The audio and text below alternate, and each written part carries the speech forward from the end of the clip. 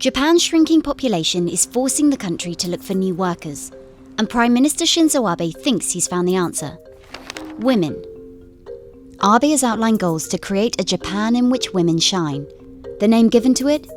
Womenomics. But while Womenomics has seen some success getting more women into the workforce, it still faces serious cultural hurdles. This is your Bloomberg QuickTake on the challenge of breaking down gender bias in Japan.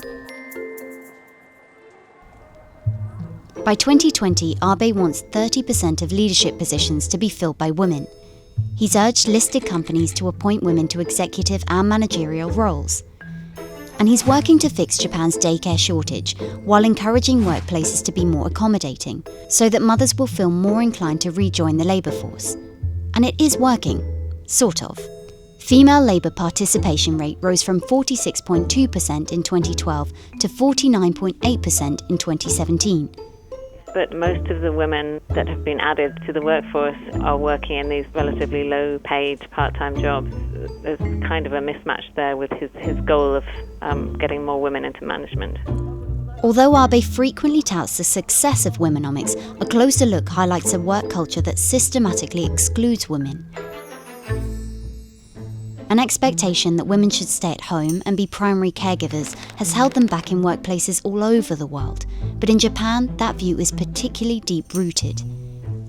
A 2016 poll found that 45% of the men surveyed agreed that women should stay at home. Japan also has the third highest gender pay gap in the more developed OECD countries.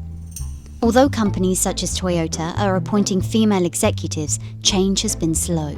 Only 4% of the managerial positions are held by women in Japan, compared with 9% in China and 17% in the US. It's just very much the working culture has built up around men and around the long hours they work. It can be very bonding. They go out drinking together in the evening, and women simply don't fit into that cozy little world in a lot of cases.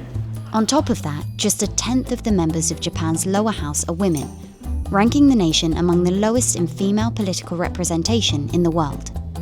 If you look at Prime Minister Abe's cabinet, he in fact only has 2 women at the moment out of 20, so he's not really reaching his own target of having 30% of management positions taken up by women. Some say quotas should ultimately be legally binding for real change to come about. Such measures could have great economic benefit, including one report suggesting that gender parity could add $550 billion to Japan's GDP.